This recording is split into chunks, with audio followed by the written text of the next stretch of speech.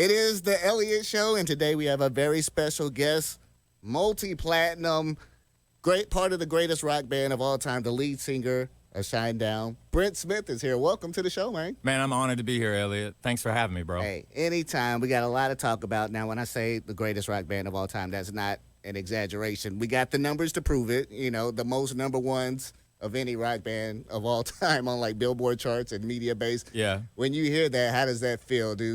Do you feel like the greatest rock band of all time? Not at all. I get freaked out when people say it. I mean, the stats are there, and the stats don't lie, the numbers don't lie. But I mean, look, for us, the way that we see it is, we have been allowed to be ourselves through our entire career. Radio has always allowed us to be ourselves as a band and evolve and grow. But a lot of it comes down to the audience, man. I mean, we have one boss in this band, and it just happens to be everyone in the audience. So, radio built the band. And I got to be honest about it.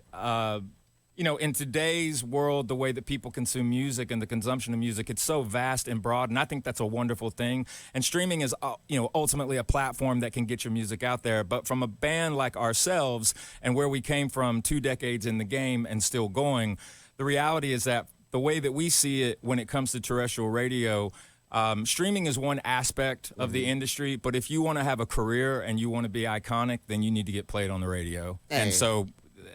ultimately, man, it's really, it's the God's honest truth, man. Yeah. Because people forget about it sometimes. I've been asked this question, especially with, in this last, year and a half, and the trajectory of what we've been doing with this current song, A Symptom of Being Human, why I have such a love for radio. And I'm like, well, you got to understand something. If you're an artist that's just starting out, or you're an artist that's working at it, in North America, what makes it different than any other country is the fact that you got 50 states, and inside those 50 states, you got multiple cities, and in multiple cities, you got multiple formats and towers. So it's also very strategic when you're going into these markets and you're trying to build a fan base. Those cities have a culture, each and every one of them.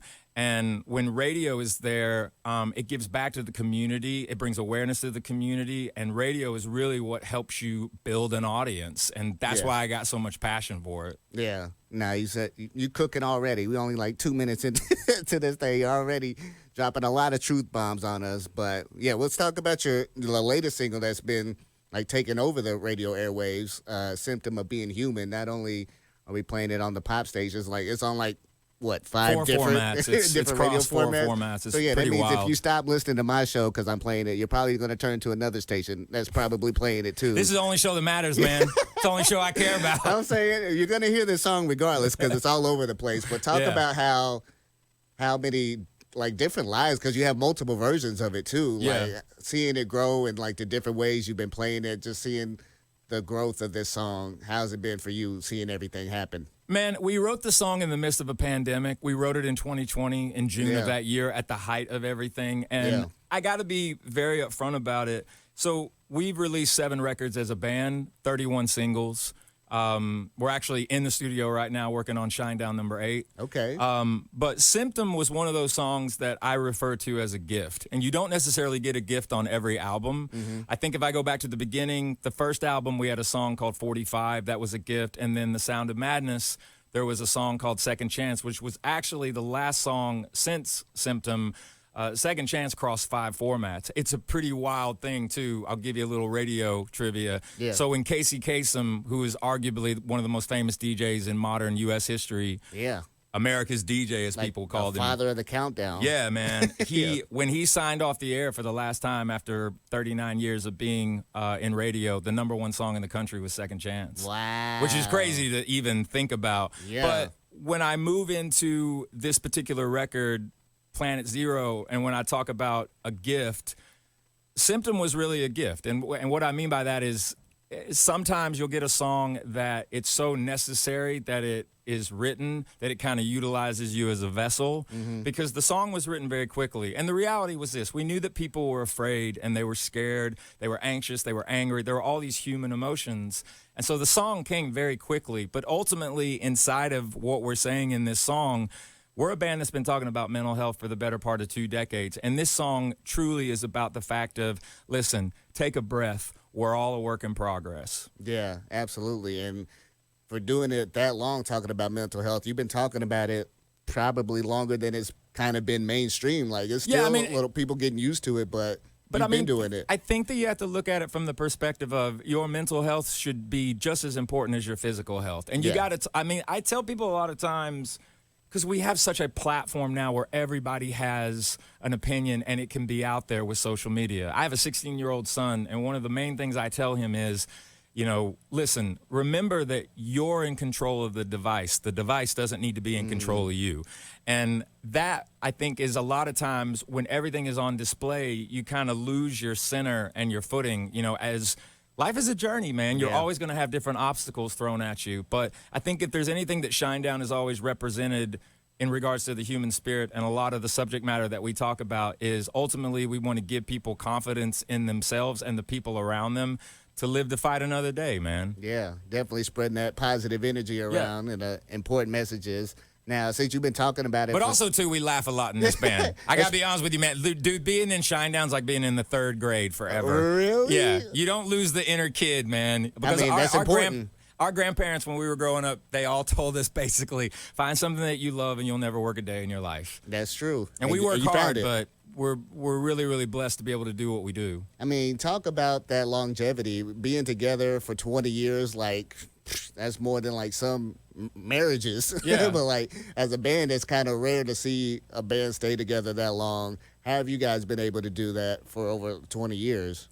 I think a lot of it is because the fact that we do treat it like a marriage. I think the number one thing is this: you cannot stop talking to one another. You can't, it's kind of like in a marriage, don't go to bed angry, don't go on stage mad. Okay. You know what I mean? Okay. So we also are in a place in our career, and this is by hard work and tenacity, but if I'm being honest, not, when we're touring every country, but when we're in the States, could we be on separate buses when we're on a touring cycle? We could. Could we stay in different hotels? Could we fly different planes and all that kind of stuff?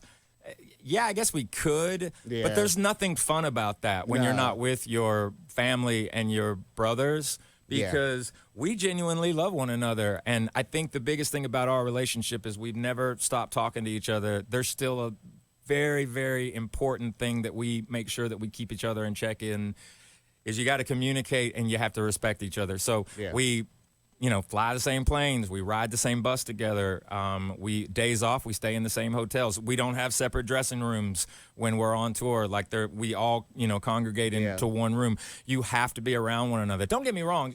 Sometimes you'll get on each other's nerves because you're, kind of on top of each other, but that's part of it. Yeah. But we still genuinely love what we do and getting on stage together because it's our livelihood and we have a mutual respect for one another. So anybody out there that's in a band, the number one piece of advice I can tell you is do not stop communicating with each other and support each other.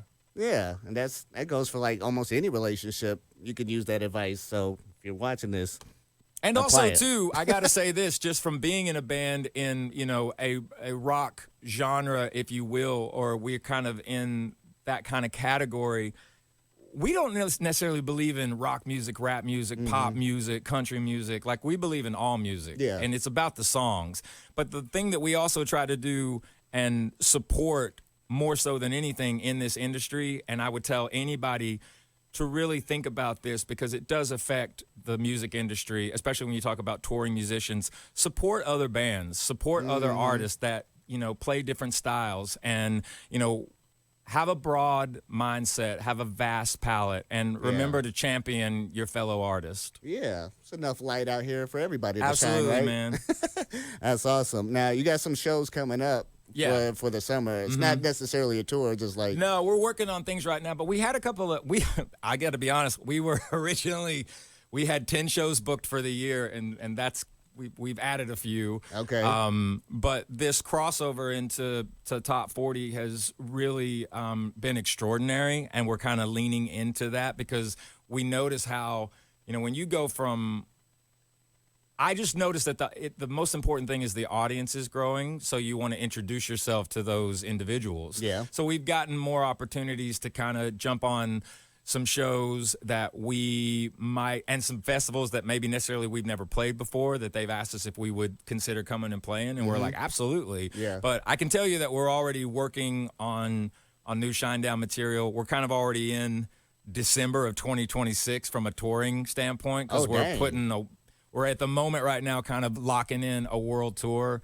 You kind of have to be 6 months ahead. Okay. But yeah, there's a lot of opportunities that, A Symptom of Being Human has given us this year that why wouldn't we take the opportunity? So a few more shows than what we thought this year, which we're extremely stoked about. Yeah, it should be fun, especially in summertime vibes going on.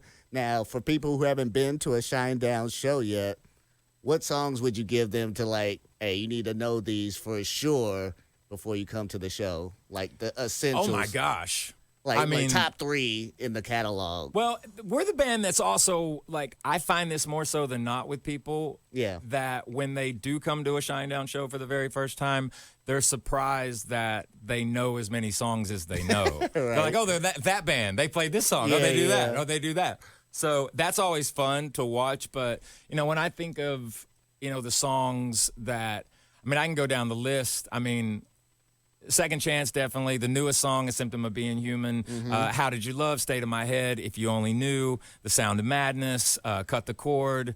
Enemies. That's a little bit more on the harder edge. Get Up. Yeah. I'll Follow You. It goes on and on. Yeah. We're a pretty diverse band, too. Like, we've never, like, walked into a studio one time in our career and sat down or walked into a writing session and said to ourselves, let's write a song about this or that or what have you, because we think it's going to make us famous. We just walk in there and write the song because we have something to say. Yeah. So I find that even the younger generation or the newer generation of people that are kind of finding out who Shinedown is, and again, the people that have been there from day one, we have the most extraordinary fan base because they really do allow us to be ourselves. But there's something for everybody when it comes, when it comes to Shinedown. There's something for everyone. Yeah, the catalog is deep.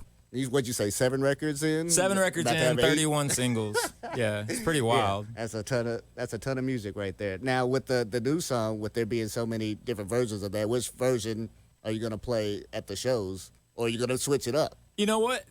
It kind of depends on how we're feeling. I will say this, of all the versions that we've put out there, just to be more eclectic, there's a piano version, there's a synth version, there's a pop remix, there's a dance remix, there's, piano versions. But honestly, man, the one that everyone gravitates towards the most is the version on the album. Okay. So we'll probably play the one on the album. Play the original style. Yeah, they like the other stuff and what have you, and it's fun to listen to, but everyone kind of leans into the album version. Yeah, no, that's keep it OG. Now, on the song, you say there's a lyric in there that said you always been slightly awkward, kind of weird. I Yep. was like, first of all, how did you know? Second of all, what? Right out of the womb. Right out of the womb. Yeah. But what about you? What do you say makes you slightly awkward and kind of weird? Like from a personal reflection point. I think that sometimes people think it's a little. I'm a lot. What you mean? I'm a lot. Some people have said to me before, like, my tenacity is to be reckoned with. Okay. That's just because I believe in what I'm doing, and I got very, very lucky, man. I grew up around a family of people that, even though they didn't necessarily agree with everything that I was into when I was a kid or what have you, they allowed me to make mistakes. I was the awkward kid from, like, all the other kids, but not in a way of, like, I had no issues kind of being a loner at times. I hung out with everybody in every circle. But I was an artsy kid, from an early age. At 10 years old, I knew I wanted to be a performer and that I wanted to be a songwriter and a lyricist. And then on top of that, I really tried to focus on using my voice as a real instrument. Yeah. I think about some of the artists that trained me over time. I remember my dad changed. I was really into punk rock when I was a kid and, like, thrash metal at, like, 14, 15 years old. But I remember this particular day when I was 15, my dad came into my room and gave me a cassette tape. And I know I'm dating myself now with the cassette tape. But it was an anthology of a guy named Otis Redding. And so Otis Redding got me to Percy Sledge, which got me to Marvin Gaye, Sam Cooke, Al Green. Al Green got me to Nina Simone, Ella Fitzgerald, Billie Holiday. So it like opened up this whole world of like R&B and soul and Motown. So, you know, finding out that you could actually utilize your voice as an instrument was like a huge day for me. It's like tasting chocolate cake for the first time. Yeah. So, I mean, for me, I've always just looked at it, if I'm awkward in any way whatsoever, but again, too, in the song, what that's saying by you've always been slightly awkward, kind of weird, upside down and not all here. Yeah. I'm telling you to embrace that. Yeah, Whatever your quirks are, you know, who says that that's abnormal or that's strange? Right. I mean, it's relative to who you are. Embrace that understanding of be adventurous in your life. Try different things. Try new things. Yep. Don't be afraid of what the world and the outside world is, you know. Run to it. Don't run away from it. Run to it. Yeah, embrace your awkward and your weird. Absolutely, man. Because that's what makes you who you are. Exactly. I love it. That's a great message. Now, I'm a night owl, so when I was up, you know, researching this, I don't know if I was delusional when I saw this. Is it true that you guys like have a hot sauce line coming out? That is very true. I didn't make that up. That was a real thing. No. That's a very real thing. Okay, very, how did you get real. into that? Well, So that's all our drummer, Barry Kirch. So between myself and Zach and Eric and Barry, I must give all the hot sauce credit to the Kirch. Okay. As we call him, the Kirchmeister. The Kirchmeister. Yeah, everyone calls him the Viking. Okay. But, you know, is it the beard? Just he is. Dude, he was born in a different time.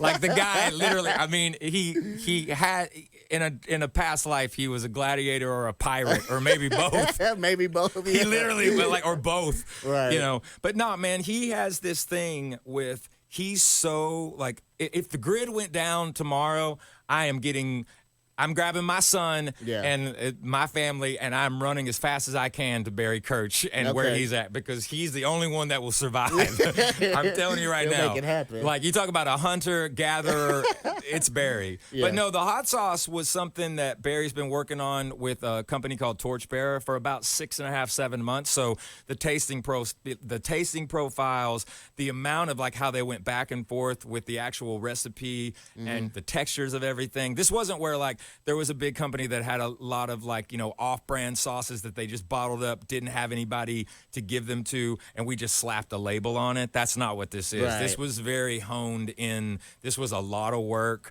There was a ton of as you would say, flavor profiles that he had to go through. He really pushed everybody to really have a high quality control of it. So there's 3 sauces in all. We've released the first one, which is the Symptom, the Chipotle garlic, which is delicious. And I'm not a hot sauce guy, but it's delicious. His big thing too with all 3 sauces was he did not want it to hurt. Like, you know, he was like, man, you know, some of these hot sauces like Da Bomb and stuff like that, they're just trying to take you out. Make you cry. Yeah, man. So his whole thing was about flavor and consistency, and it's pretty wild, man. And, you know, he like brews his own beer with his dad. He's done that for years. He also like, he pickles stuff, does stuff in mason jars, and like grows his own vegetables and all these different types of things. He also has a coffee company called Spartan Brews, which is like, he's very modest about it, but it's like, man, they just bought a crazy warehouse and for that company, and like he's leaned into this hot sauce because he was like, if we're going to do it, let's do it for real. So it's a very and the response on it too has been nuts. Oh, really? Just like how people like, I mean, the first batches were sold out like in minutes. Jeez. And so we've got 2 more that we're getting ready to upload. But yeah, it's cool to watch him do his thing, man. Yeah,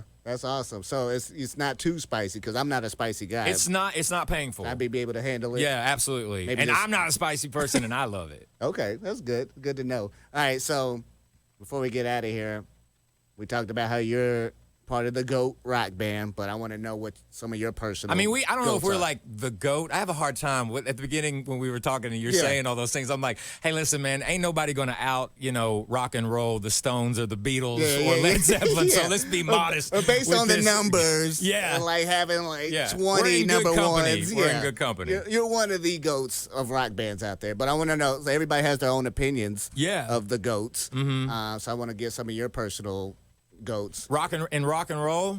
kind of everywhere. We could start in rock and roll if you want. I mean, goats in rock and roll, man. For me, I mean, at the top is AC/DC. Yeah. I don't think that you can get more rock and roll than that. At least from where I come from. When you kind of toe the line and kind of balance it out, I think Metallica is still one of those bands that you talk about crossing formats and what have you. For a metal band, I remember being super young when Nothing Else Matters, went on radio. And back in the day, pop music stood for popular. Right. And it could be anything, And I grew up in Knoxville, Tennessee, so there was a radio station called WOKI, and it was a DJ named Brother Clay. And, man, he would play Metallica and Poison, but he would play, like, Salt and Pepper, and he'd also play Whitney Houston. Like, it was everything. Yeah, so I've got a pretty broad palette when it comes to that. I think Madonna is a GOAT. Okay. Like 100%. She's still going. Absolutely. I think Miley Cyrus is very much the GOAT. Ooh. I know she's younger, but like that woman is unstoppable. Yeah. I mean, like she's done it all. Dude, on a totally different level. Whenever she's ready to tour again, I know that she, because I kind of read a lot of articles with this last record that she put out, which just defied. I mean, dude, man, there's so many bangers on that new record. And Flowers just continuously lives everywhere. Yeah. But when that woman decides that she wants to, go back and tour, globally, man, she's going to, those stadiums will be sold for, months. Quick. But I also know, man, good on her, man, for, saying, making a record that she feels really strong about and put a lot of work into it.